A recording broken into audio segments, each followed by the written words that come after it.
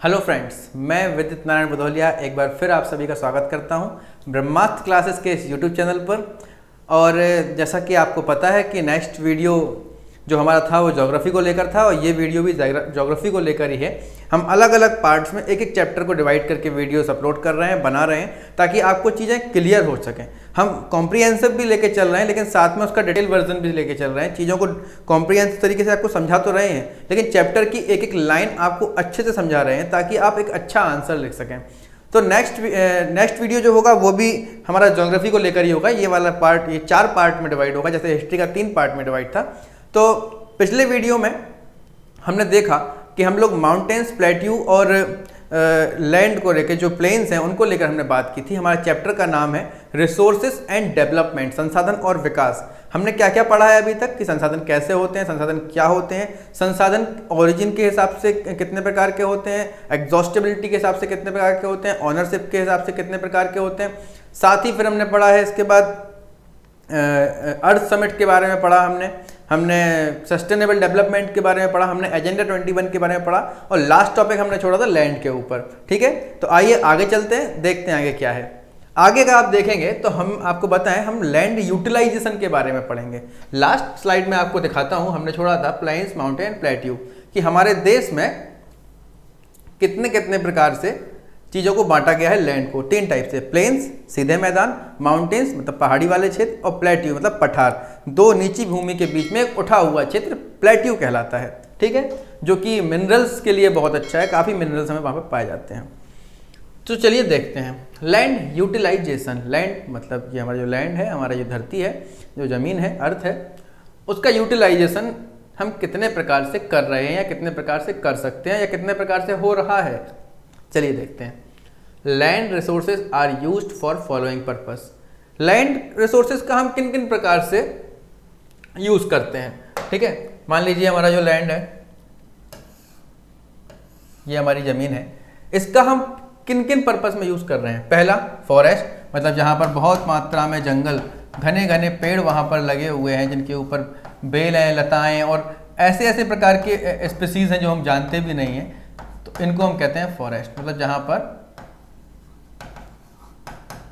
Big trees लगी हुई हैं। यहां पे आप पढ़ लीजिए, आपको अच्छे से समझ में आ जाएगा। दूसरा है land not available for cultivation. इसका मतलब क्या हुआ, ऐसी भूमि जो कल्टीवेशन के लिए नहीं है, मतलब जहां पर खेती नहीं की जा रही है। वो भूमि कौन सी है, बैरन एंड वेस्टलैंड। मतलब क्या हुआ बैरन का, बैरन का मतलब हुआ बंजर भूमि, जो खेती के योग्य ही नहीं है।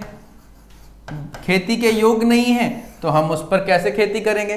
तो पहला हो गया था जो हम किन किन पर्पस में यूज कर रहे हैं अपनी धरती का, फॉरेस्ट में। दूसरा हम कर रहे हैं बैरन और वेस्टलैंड, एक ही बात है, बंजर भूमि है, उस पर हम कुछ भी नहीं कर सकते। तीसरा है उसी के अंदर कल्टीवेशन, जहां पर नहीं कर सकते हैं, उनमें वो लैंड हम क्या में यूज कर रहे हैं, बिल्डिंग बनाने में, रोड्स बनाने में एंड फैक्ट्रीज बनाने में। भाई हम कहीं ना कहीं पर तो रहेंगे ना, कहीं ना कहीं पर तो हम काम करेंगे। ठीक है, तो कहीं हम रहेंगे, कहीं काम करेंगे, कहीं पर हम चलेंगे। इसके लिए हम अगर सब जगह खेती नहीं कर सकते हैं तो वो वाली भूमि भी काय में आती है, किस में आती है, कल्टीवेशन में आती है। ठीक है, थर्ड पॉइंट देखेंगे, इसी के अंदर देखेंगे फॉर नॉन एग्रीकल्चर पर्पस। ये तीनों चीजें एग्रीकल्चर पर्पस से नहीं होती हैं। तीसरी भूमि है, बहुत अच्छे समझना, इसका एक एक पॉइंट आपको आगे काम आएगा और ये थोड़ा सा डिफिकल्ट है, इसलिए मेरी बातों को अच्छे से सुन लें। अदर अनकल्टिवेटेड लैंड, कैसा, अन्य प्रकार की जो अनकल्टिवेटेड लैंड है, इनके अलावा ऐसी और कौन सी भूमि है जिन पर खेती नहीं हो रही है। ठीक है, एक्लूडिंग फॉलो लैंड, फॉलो लैंड को छोड़कर। फॉलो लैंड क्या होता है वो अगले पॉइंट में समझ में आएगा। Permanent pastures and grazing land. Grazing land मतलब क्या होता है, चराई, जहां पर गाय जो है आपकी, बकरी है, ये लोग जहां जहां पर चरने जाते हैं उनको कहते हैं हम ग्रेजिंग लैंड। यहां पर भी हम खेती नहीं कर सकते, क्योंकि अगर यहां पर खेती हो रही होगी तो फिर ये लोग चरेंगे कहां पर। तो लैंड यूटिलाइजेशन का एक हम कहाँ कैसे किस में यूज कर रहे हैं, एक तो हम कर रहे हैं ये अनकल्टिवेटेड है, खेती नहीं कर पा रहे हैं, जहां पे चलते हैं वहां खेती नहीं कर पा रहे, जहां पे ग्रेजिंग लैंड है वहां खेती नहीं कर पा रहे। Land under miscellaneous tree crop groups, not included in not net sown area. ये फॉलो लैंड और नेट सोन एरिया मैं आपको अगले पॉइंट में समझाऊंगा, तभी वहां पे बेहतर समझ में आएंगे। लेकिन ये जो है ना ट्री क्रॉप्स, जहां पर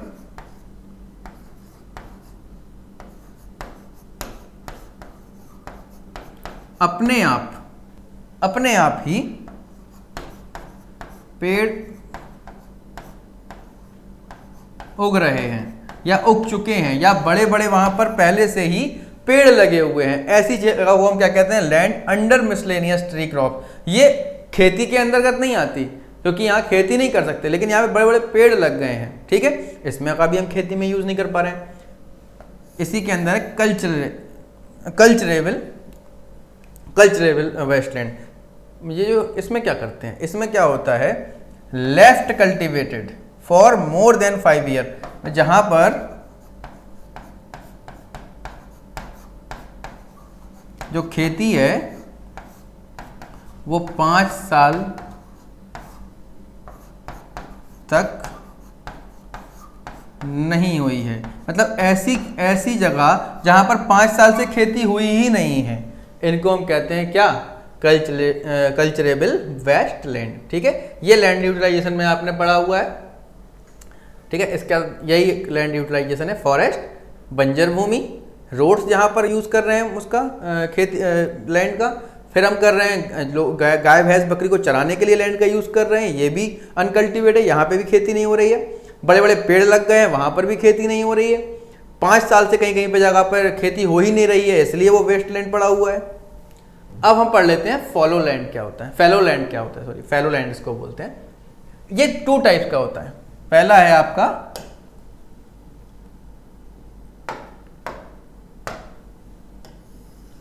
करंट फैलो। क्या है आपका, करंट फैलो। अब करंट फैलो क्या होता है, लेफ्ट विदाउट कल्टीवेशन फॉर 1 और लेस देन 1 एग्रीकल्चर ईयर।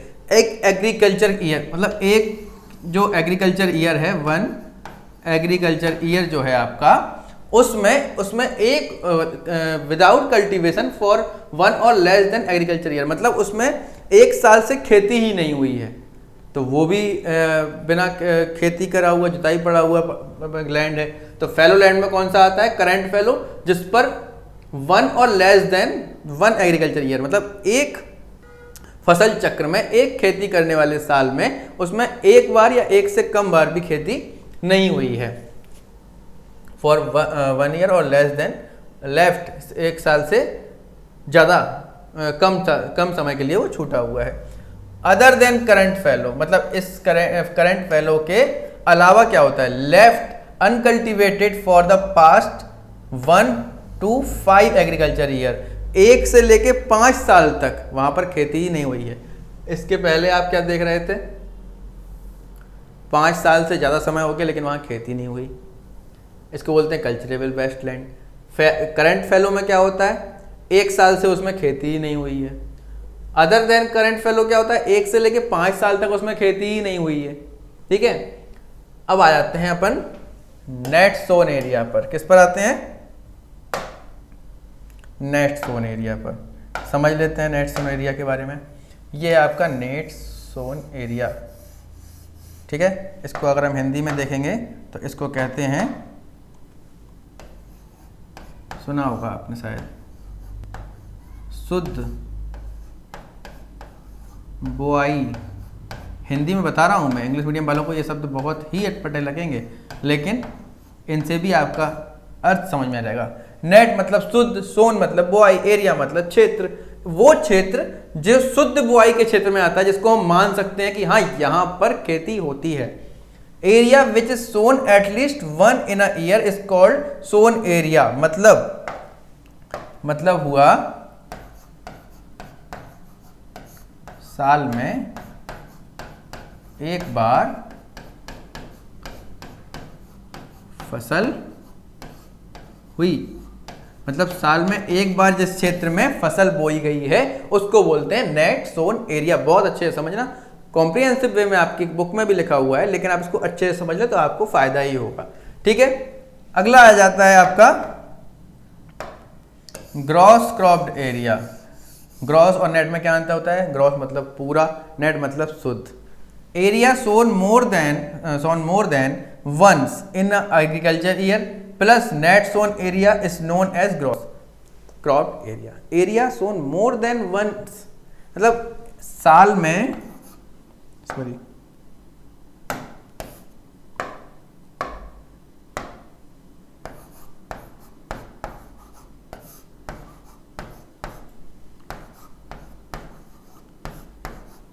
एक से ज़्यादा बार फसल प्लस नेट सोन एरिया इसको बोलते हैं। मतलब नेट सोन एरिया वाली फसल तो हो ही, उसके बाद भी लगभग 1 से 2 बार और एक जमीन पर खेती की जाए, इसको बोलते हैं ग्रॉस क्रॉप्ड एरिया। ठीक है, यहाँ पे थोड़ा हौच-पौच हो गया होगा, इसमें आप फिर से देख लें। नेट सोन एरिया के बारे में पीछे लिखा हुआ है, आपकी बुक में भी लिखा हुआ है, आप बुक को उठा के पढ़ेंगे आपको सब कुछ समझ में आ जाएगा। तो लैंड यूटिलाइजेशन कैसा हो पा रहा है? मतलब खेती तो हम बहुत कम जगह पर कर पा रहे हैं, कहीं पर फॉरेस्ट हैं, कहीं पर हमने घर बना लिए, फैक्ट्री बना ली, कहीं पर तो बंजर भूमि पड़ी है, कहीं पर हमने ये बकरी चराने के लिए, गाय चराने के लिए दिया हुआ है, कहीं पर अपने आप पेड़ उगाए हैं, कहीं पर हम 5 साल से खेती ही नहीं कर रहे हैं। मतलब ले दे के हम नेट सोन एरिया के अंतर्गत ही तो खेती कर पा रहे हैं। तो लैंड यूटिलाइजेशन का ये मतलब होता है। Land use pattern in India, इसको हम चार्ट से भी समझेंगे आगे चल के, लेकिन इंडिया के अंदर अभी इन्होंने बताया कि लैंड का जो यूज़ हो रहा है, कहाँ पर फॉरेस्ट है, कहाँ पर बकरी चल रही है, कहाँ पर कल्टीवेशन हो रहा है, कहाँ पर नेट कल्टीवेशन हो रहा है, कहाँ पर ग्रॉस कल्टीवेशन हो रहा है, किन किन क्षेत्रों में कैसी कैसी चीज़ें हो रही हैं, कितने हमारे यहाँ फॉरेस्ट बचे हुए हैं, कितनी बुआई वाली जगह बची हुई है, ये हम आगे समझेंगे। इसको कहते हैं, ये इंडिया का पैटर्न क्या है वो समझ रहे हैं क्योंकि हम इंडिया में रहते हैं। Land use pattern in India, land को यूज करने का पैटर्न इंडिया में कैसा है? Pattern of use of land depend upon physical and human factor both. Pattern of use land मतलब लैंड को यूज करने का जो पैटर्न है वो डिपेंड करता है फिजिकल एंड ह्यूमन फैक्टर्स पर। भौतिक मतलब जो आसपास है, तापमान है, मतलब आपका जो टेम्परेचर है, ह्यूमिडिटी है, एयर है, मिनरल्स हैं, ये सब, साथ ही हम लोग, हम दोनों चीज़ें मिलकर ही डिपेंड करते हैं कि लैंड का हम यूज़ कैसे कर रहे हैं। क्लाइमेट, टोपोग्राफी, वो मैंने बोल दिया है। While population, technology, skill, population density, tradition, capability etcetera are consider as a human factor. Technology मतलब हमारी तकनीक, हमारी स्किल, हमारी योग्यता, हमारी जनसंख्या, हमारी क्षमता, हमारे पारंपरिकता, ये सब हम किस प्रकार का लैंड यूज़ कर रहे हैं डिपेंड करता है उस पर, कैसे हम लैंड को इस्तेमाल कर रहे हैं। India has total 3.8 million, important चीज़ है, इसको आपको अंडरलाइन भी करना है अपनी बुक में कि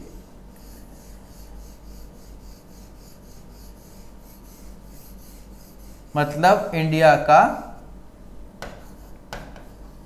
एरिया है, ये कितना है? 3.8 मिलियन स्क्वायर किलोमीटर। मतलब इंडिया के अंदर जो क्षेत्र आ रहा है, जो इंडिया के अंदर हमारा क्षेत्र आ रहा है, इसको हम क्या बोलते हैं? टोटल एरिया इसका कितना है? 3.28 मिलियन। समझ में आया? ये हमारी धरती है। इसमें हम इसको किस तरीके से यूज़ कर रहे हैं, इस हमारे मैप में जो हम अपनी धरती देख रहे हैं, जो लैंड देख रहे हैं, इसको हम यूज़ कैसे कर रहे हैं? Land. But only 93% of land total geographical area is available. भाई होना तो चाहिए था 100%, 100% होना चाहिए था एरिया। 100% क्या है हमारा एरिया? ये। लेकिन हम यूज़ कितना कर पा रहे हैं? 93%। मतलब 7% एरिया हम यूज़ ही नहीं कर पा रहे। क्यों नहीं कर पा रहे भाई?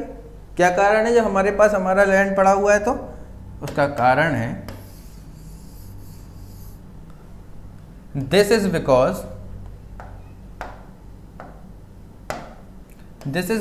Land use data has not been collected for the land occupied by Pakistan and China. हमारा कुछ हिस्सा पाकिस्तान और चाइना के कब्जे में है, जैसे POK, पाक ऑक्यूपाइड कश्मीर, जैसे चाइना के बॉर्डर से कुछ लगे हुए हमारे क्षेत्र, कुछ हमारे नीचे बांग्लादेश से लगे हुए क्षेत्र, इन पर हमने डेटा ही कलेक्ट नहीं कर पाया, इसलिए हमें 93% डेटा का हम आपको बताएंगे कैसे कैसे यूज हो रहा है। The land under the permanent pasture decreasing this will created the problem of grazing. क्या हो रहा है भाई, हम चराई इतना ज़्यादा कर रहे हैं, चराई क्षेत्र हमने बहुत ज़्यादा छोड़ा हुआ है, इस वजह से हम उसका यूज ही नहीं कर पा रहे हैं। The total net sown area is not more than 54% including land other than fallow land. ठीक है, ये मैंने आपको बताया हुआ है कि फॉलो लैंड क्या होता है और नेट सोन एरिया क्या होता है। तो ये जो अपना NSA है इज नॉट मोर देन 54%। ठीक है, ये 54% से including land not more than 54% including land other than fallow land. अगला पॉइंट देखते हैं, land other than fallow land is either or poor quality too costly to cultivated. भाई वो कह रहे हैं कि land other than fallow land के अलावा जो हमारा लैंड पड़ा हुआ है is either of poor quality, इसकी इतनी बुरी कंडीशन है इस भूमि की कि वहाँ पर अगर हम कल्टीवेशन करें तो वो बहुत कॉस्टली पड़ेगा। मतलब उस भूमि पर खेती करने के लिए हमें जिस तकनीक का उपयोग करना पड़ेगा, हम फसल लगाकर उसको बेचकर उतना पैसा ही नहीं निकाल सकते हैं, तो वो तो बड़ा कॉस्टली पड़ेगा, घाटे में चले जाएंगे हम। This lands are cultivated only once और ट्वाइस इन 2 और 3 कॉन्सिक्यूटिव ईयर, इसमें बुआई बहुत कम होती है। The pattern of net sown area varies widely from the state to state. मतलब जो मुख्य बुआई वाला क्षेत्र है,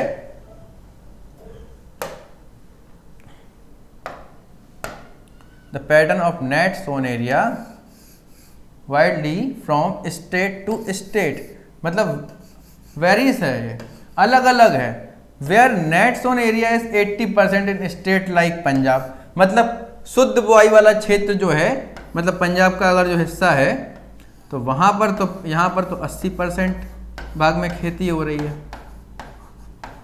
पंजाब में। Is only 10% in the state of Arunachal Pradesh. वहीं अगर अरुणाचल प्रदेश है तो वहाँ पर केवल 10% पर ही उसकी बुआई हो रही है। तो हमारे यहाँ इतनी प्रकार की तो विविधता है, यही कारण है कि हम लैंड का यूटिलाइज सही तरीके से नहीं कर पाते हैं। कहीं पर हमारे यहाँ बहुत ज़्यादा पानी है, कहीं पर पानी ही नहीं है, कहीं पर अच्छी भूमि है, कहीं पर अच्छी भूमि नहीं है, कहीं पर भूमि अच्छी है पानी नहीं है, कहीं पर पानी ज़्यादा है पर भूमि अच्छी नहीं है। ऐसा पंजाब में आप देख रहे हैं कि कहाँ तो पंजाब में 80% भूमि पर हम खेती कर रहे हैं और अरुणाचल प्रदेश में हम 10% पर भी नहीं कर पा रहे हैं। Mizoram, Manipur, Andaman Nicobar, island, such difference of the creating is lot of discrimination. मतलब इतनी प्रकार की असमानताएं हमारे देश में है। According to national forest policy, ठीक है, according to national forest policy क्या होता है, हर राष्ट्र की एक नेशनल फॉरेस्ट पॉलिसी होती है। क्या होती है ये नेशनल फॉरेस्ट पॉलिसी? 1952 में हम लेकर आए थे। The forest should be 33% of total geographical area. हमने एक नेशनल फॉरेस्ट वो बनाई थी अपनी, जिसको क्या बोलते हैं हम, पॉलिसी। इसमें हुआ क्या था कि 33% पर किसी भी ज्योग्राफिकल एरिया में, मतलब आपका जो पूरा इंडिया का जो क्षेत्रफल है उसके 33% पर फॉरेस्ट होने ही चाहिए। ठीक है, geographical area which is essential to maintain ecological balance. तब जाके हमारे देश में इकोलॉजिकल बैलेंस बन पाएगा, तब जाके हमारे प्रकृति, पर्यावरण, जो हमारा इकोसिस्टम है वो सही तरीके से चल पाएगा। But the forest area in India is far less than desired measure. This is because of illegal deforestation.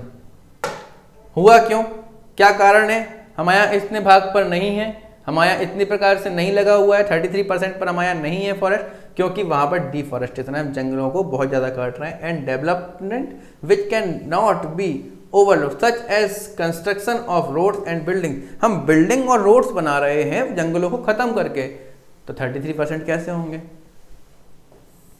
On the other hand, a large population which is dwelling at the edge of the forest depend upon the forest and its produce resulting in the reduction of forest। बहुत सारे लोग forest पर ही निर्भर हैं। अब forest पर निर्भर होंगे तो फॉरेस्ट को निर्भर होंगे, आप किसी चीज़ पर निर्भर हैं तो उससे कुछ ना कुछ ले रहे होंगे ना लगातार, इसलिए वो खत्म हो रहा है।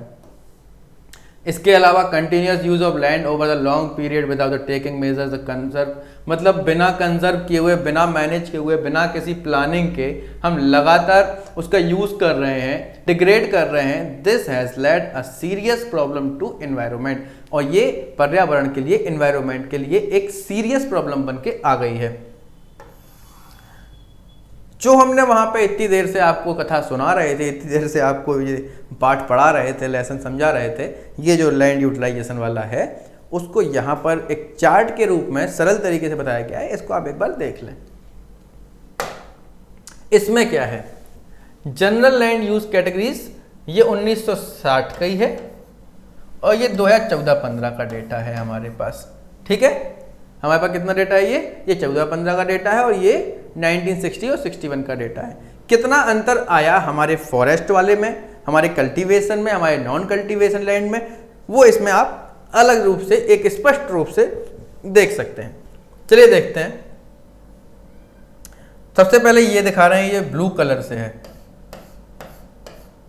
ये क्या है, फॉरेस्ट है। तो आप गौर से देखेंगे अगर स्क्रीन में, तो 18.11% 1960-61 में हमारे पास फॉरेस्ट थे, जो कि 2014-15 का अगर हम डेटा देखें फॉरेस्ट का,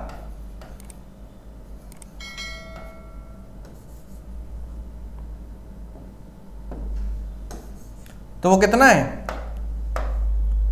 23%। ठीक है, तो ये हो गया forest. Barren and uncultivated wasteland, मतलब बंजर भूमि, ये वाला जो हिस्सा आप देख रहे हैं ना, बंजर भूमि 18.11% थी 1916 में, जो कि अब बची है 5.55%। मतलब हमने बहुत सारी भूमि का उपयोग कर लिया, क्योंकि हम कर भी रहे हैं। तब हमारे पास इतनी जनसंख्या नहीं थी, आज जनसंख्या ही इतनी है। वो तो बहुत अच्छी बात है कि बहुत सारी योजनाओं के कारण ये फॉरेस्ट थोड़ा सा बढ़ गया है, लेकिन बंजर भूमि को हमने अधिकतर रहने के यूज में काम ले लिया है। हमने जगह जगह प्लॉटिंग कर दी, इंडस्ट्रीज बना दी अपने डेवलपमेंट के लिए, अपनी इच्छाओं के लिए, अपनी लालच के लिए, उनको खत्म कर रहे हैं लैंड्स को, जो कल्टीवेशन जिन पे आगे चल के हो सकता था। ठीक है, फिर ये ग्रीन कलर से आप देख रहे हैं अंडर नॉन एग्रीकल्चर यूजेस, ये 4.95% था। ये नॉन एग्रीकल्चर यूजेस को भी हमने बढ़ा लिया है। मतलब हमारे पास नॉन एग्रीकल्चर यूजेस के लिए हम कितना यूज कर रहे हैं, 8.7% कर रहे हैं। तो ये चीजें तो उतनी है, आप सोचोगे कि लैंड तो इतना ही है, फिर ये कहीं बढ़ा कैसे रहे हैं हम, तो भाई हम कुछ चीजों को कम भी तो कर रहे हैं। मतलब यहाँ पर 18 था, ये 5 ही बचा हुआ है, और ये 18 से 20 हो गया। लैंड वही है, किसी को हमने अनकल्टिवेटेड को फॉरेस्ट में बदल दिया, कहीं पे जहाँ पे यूज नहीं हो रहा था उसको रोड और बिल्डिंग्स में बदल दिया। फिर वे permanent pasture and grazing land, चराई वाला क्षेत्र है जो, ये मतलब हमारे पास गाय भैंस चराने के लिए पहले 4.71% क्षेत्र था, अब हमारे गाय भैंसों को चराने के लिए थोड़ा सा लैंड कम है, अब बेचारे उनको घास कम मिल रही है खाने के लिए। Area under mine's tree crop groups, मतलब जहां पर स्वतः ही पेड़ पौधे उत्पन्न हो जाते हैं, बहुत सारे प्रकार की वनस्पतियां, बड़े बड़े पेड़ वहां लग जाते हैं। पहले वो 1.5% पर थे, अब 1% पर ही बचे हुए हैं। नेक्स्ट देख लेते हैं, कल्चरेबल वेस्टलैंड, मतलब जहां पर 5 साल से ज्यादा समय से खेती नहीं हो रही है, वो क्या था, 6.23%, वो बचा है 4%। मतलब पहले ऐसी बहुत सारी क्षेत्र थे जहां पर हम 5-5 साल तक खेती नहीं करते थे, आज उस लैंड में कमी आई है और हमने उस लैंड को कम करके 4% कर दिया है, और अब मतलब ऐसा 4% क्षेत्र बचा है जहां पर 5 साल से ज्यादा समय हो गया लेकिन खेती नहीं हुई है। Fallow land and then other than fallow land, ये था पहले 3.50%, ये 0.1% का इसमें अंतर आया 3.6%। करेंट फैलो कितना था पहले, 3.73, ठीक है, और ये हो गया है 4.9%, मतलब ये भी 1% से ऊपर बढ़ा है। अब आते हैं नेक्स्ट जोन एरिया पर। ये आप इतना बड़ा क्षेत्र देख रहे हैं, भारत एक कृषि प्रधान देश है, यहाँ पर फसलें उगाई जाती हैं। हम 46% पर, मतलब हम अपने जो 100% क्षेत्र है हमारा 30 जो लगभग 32 लाख किलोमीटर स्क्वायर में फैला हुआ है, 32,87,000 किलोमीटर के स्क्वायर में लगभग फैला हुआ है, उसमें हम 46% पर खेती करते थे 1960-61 में। अब हम 45% पर कर रहे हैं 2014-15 में। तो समझ में आई ये बात, हमने आज लैंड कल्टीवेशन लैंड कितना है, जनरल लैंड यूजेस कितने हैं हमारे, हम किस प्रकार से उसको यूज़ कर रहे हैं, यूटिलाइजेशन ऑफ लैंड पढ़ रहे हैं हम, ये हमने आज जाना। ठीक है, तो इसके आगे की जो कहानी है, लैंड डिग्रेडेशन है, सॉइल प्रोफाइल है, वो हम अगले लेक्चर में इसको कवर करेंगे, ताकि ये जो एक चैप्टर का जो थर्ड पार्ट है ये आपके लिए थोड़ा सा कॉम्प्लेक्स हो सकता था, क्योंकि मैं इसमें जो शब्द थे वो नए थे। तो आप इस वीडियो को बार बार देखें, 1 से 2 बार 3 बार देखें और समझें एक एक को कि फैलो लैंड होता क्या है, कल्चरेबल लैंड क्या होता है, नेट जोन एरिया क्या होता है, ग्रॉस जोन एरिया क्या होता है, क्योंकि ये सब चीज़ें जानना बहुत ज़रूरी है। इंडिया एक कृषि प्रधान देश है, जो किसान इतनी मेहनत करते हैं, खेतों में अन्न उगाते हैं, जो हम तक पहुंचता है, वो किस किस प्रकार की लैंड वहाँ पर बटे हुए हैं। तो इसके पिछले वाला वीडियो भी देखें, ब्रह्मास्त्र के इस YouTube चैनल को आप सब्सक्राइब करें। तब तक के लिए आपसे विदा लेता हूँ, विदित नारायण भदौलिया। धन्यवाद।